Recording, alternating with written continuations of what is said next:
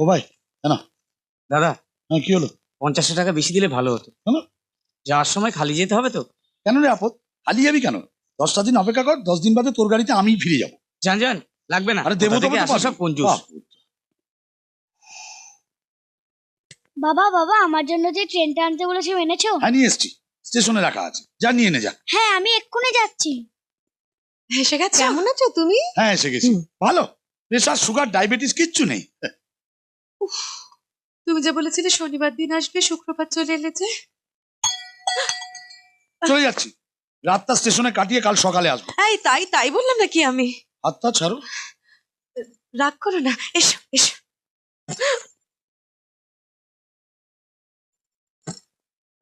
তোমার স্নানের জল দি। কোনো দরকার নেই, আমি সোজা কুয়োয় ঝাঁপ দিচ্ছি, তুমি সন্ধ্যেবেলা গিয়ে আমার লাশটা তুলে নিয়ে এসো। এ আবার কি অলক্ষণে কথা? কি হচ্ছে বলো তো তোমার? সব ব্যাপারে তো রাগ করছো কেন? রাগ করবো না, বাড়িতে এতগুলো গাড়ি, আমার জন্য স্টেশনে একটা গাড়ি পাঠাতে পারলে না? কি করে জানবো তুমি আজ চলে আসবে? তাই চুপ করো তো, মুখে মুখে তর্ক করবে না। আমি? না তো কি আমি? আপদটা খেয়ে খেয়ে গান্ডে পিন্ডে মোটা হচ্ছে দিনকে দিন, সারের মতো। আবার বাবা জীবন যে কখন এলে? এই তো এই, এই কিছুক্ষণ আগে। আরে তুমি আসবে জানলে স্টেশনে গাড়ি পাঠাতাম। না না, গাড়ির কি দরকার, এই তো কিছুটা পথ।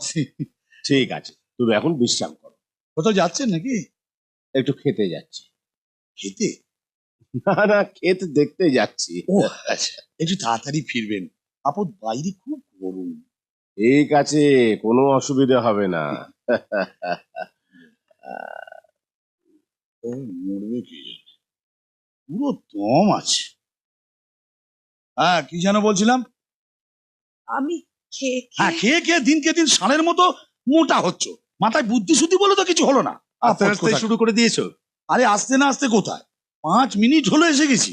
তাই? হ্যাঁ সত্যি তুমি আর বদলাবে না? আমার কথা বাদ দাও, কি হলো? আপু শিবুটা ফিরে এলো কিভাবে? ঠিক যেভাবে তুমি ফিরে এলে সেইভাবে। মানেটা কি, আমার আর শিবুর মধ্যে কোনো পার্থক্য নেই? আছে। কি? তোমার ওজন বেশি আর ওর কম। ওজন? ওই ওজন নয়, তবে এই ওজন। ছোট পিসা, তুমি কখন এলে? এই তো কিছুক্ষণ হলো। এবারে কতদিন থাকবে? গরম তো, 2-3 মাস থাকবো। সরি মিনা, তোমার এনগেজমেন্টে আমি আসতে পারিনি। আচ্ছা শুনলাম তোমার বর দেখতে শুনতে মোটে ভালো হয় না, মানে আমি বলিনি, লোকে এসো। বলছে। ও মেশো, এই যে এ হলো আমার শিবু দাদা।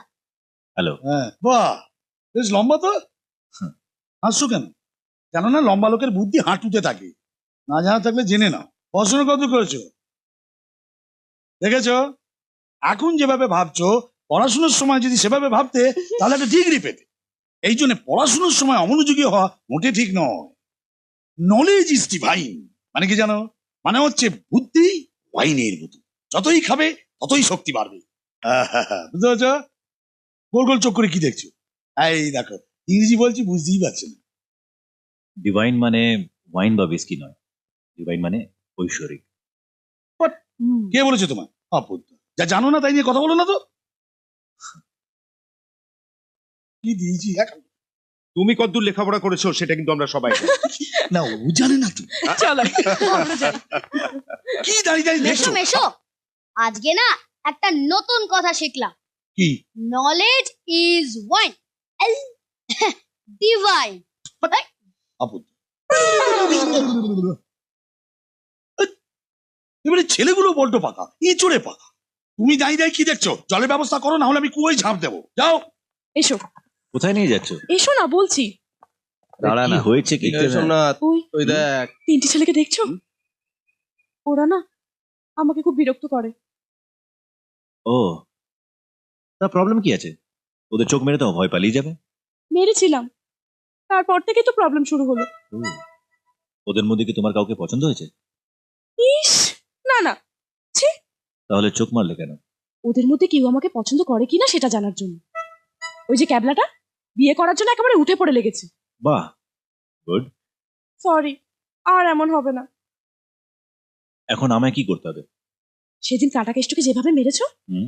ওদেরও সেভাবে মারো। আচ্ছা, আমি তো ওদের কাউকে চিনি না, শুধু শুধু মারবো কেন? ঠিক আছে, ওই যে যে ছেলেটা বিড়ি টানছে ওর নাম সোমনাথ, আর ওই যে ক্যাবলার মতো যে ছেলেটা হাসছে ওর নাম তুহিন। আর ওই যে কালো গেঞ্জি পরা ছেলেটা, ওর নাম সঞ্জয়। আরে তুমি এভাবে আমার দিকে তাকিয়ে আছো কেন? এবার তো চিনলে, যাও মারো। আমি শুধু শুধু ওদের মারবো কেন? আচ্ছা ঠিক আছে, ওই 3টাকে মারার জন্য আমি তোমাকে 30 টাকা দেবো। 50 টাকা পেলে তো মারবে, এর থেকে বেশি আমি দিতে পারবো না। রঘু, হ্যাঁ এই চাটা ওনাদের দিয়ে এসো। আগে ঠিক আছে। কাদের জন্য চা পাঠালে? বাবার ঘরে কেউ একজন জমি কিনতে এসছেন। জমি কিনতে? আমরা কি আমাদের জমি বিক্রি করে দিচ্ছি? বাড়িতে বিয়ে, জমি না বিক্রি করলে হবে? কিন্তু মিনার বিয়েতে 10 লাখ টাকা দরকার, তাই বাবা ঠিক করেছেন 5 বিঘে জমি বিক্রি করে দেবেন।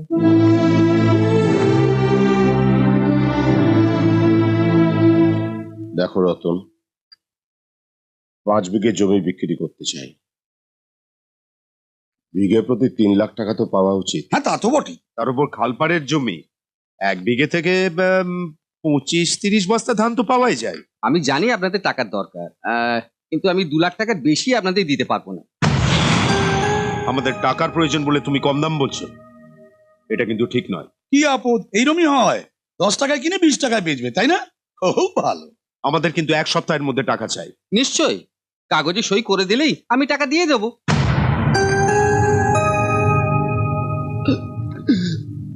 ঠিক আছে, সই করে দেবো। কি বাবা? চৌধুরী বাবু, আপনার নাতি সই করবে তো? হ্যাঁ হ্যাঁ, কেন করবে না? না মানে দেখুন, আমি শুধু সইয়ের ব্যাপারে বলছি না, তাহলে বলছি পরবর্তীকালে কোনো সমস্যা করবে না তো? না মানে দেখুন, আমি বলছি যে আমি যেহেতু কম টাকায় জমিটা কিনবো বলেছি, তাই উনি যদি আবার রাগ করেন, ব্যাপারটা বুঝতে পেরেছেন তো? দেখুন, আসলে আমি ব্যাপারটা বুঝতে পারছি না যে আপনারা জমিটা কেন বিক্রি করতে চাচ্ছেন। হ্যাঁ হ্যাঁ,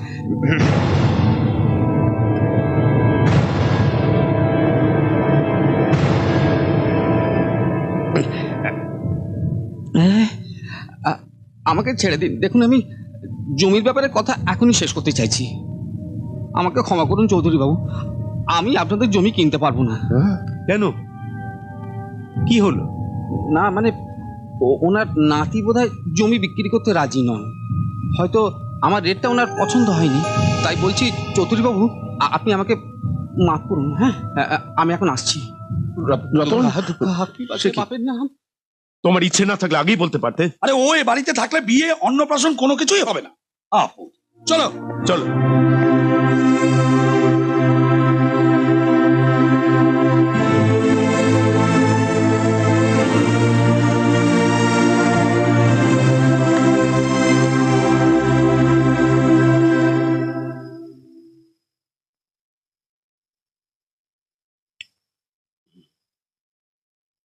বৌমা,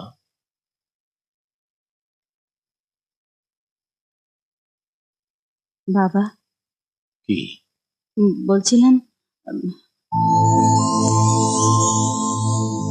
এই গয়নাগুলো তো আমার আর কোনো কাজে লাগবে না, তাই মিনার বিয়ের জন্য এগুলো আপনি নিন। কি বলছো বৌমা? চৌধুরীর অবস্থা এত খারাপ হয়নি যে বৌমার গয়না বেচে নাতনির বিয়ে দেবে। তাছাড়া এগুলো আমার একমাত্র ছেলের স্মৃতি। ছেলেকে হারিয়েছি, তার স্মৃতিকে হারাতে পারবো না। কিন্তু বাবা, নিশ্চিন্তে থাকো বৌমা, মিনার বিয়ের টাকা ঠিক জোগাড় হয়ে যাবে। দাদু, আমি এ বিয়ে করব না। কি বাজে কথা বলছিস? না দাদু, শ্বশুর বাড়িতে নতুন সংসার পাতার জন্য আমি এই বাড়ির ক্ষতি কিছুতেই হতে দেব না। জমি বিক্রি করার কোনো দরকার নেই, আমি বিয়েই করব না। সারা জীবন তোমার কাছে থাকবো দাদু। শোনো পাগলের কথা। না মা, আমি কিছুতেই বিয়ে করব না, কিছুতেই না। মিনা, কিছুতেই মিনা,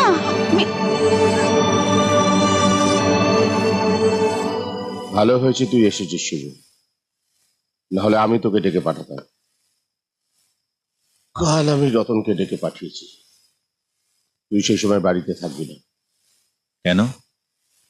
তুই কি ভাবিস আমি কিছু বুঝি না? তোর ভয় তো রতন পালালো, তোকে কোনো বিশ্বাস নেই। আবার যদি রতন আসে তুই তোকে মারবি। বড় মাস্তান ভেবেছে। কত টাকা দরকার?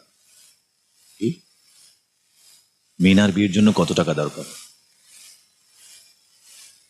10 লাখ। কেন, তুই দিবি নাকি?